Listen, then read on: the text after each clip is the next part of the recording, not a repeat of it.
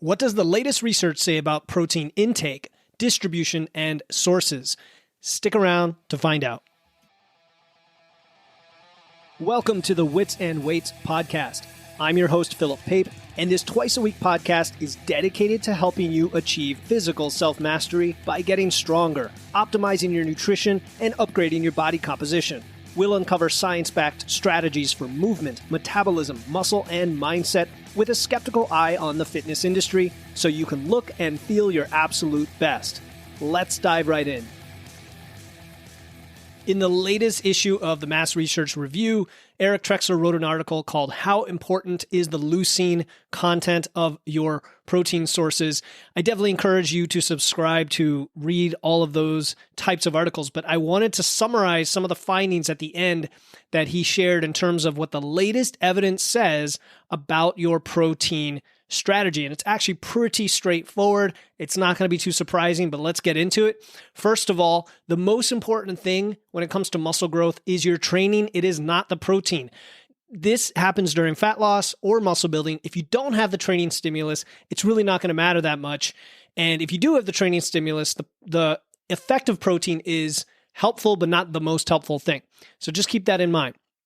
The second thing is you can get protein from a whole bunch of sources, plants, animals. The key here is to get enough total protein. We're talking around 0.7 to 1 gram per pound for most people.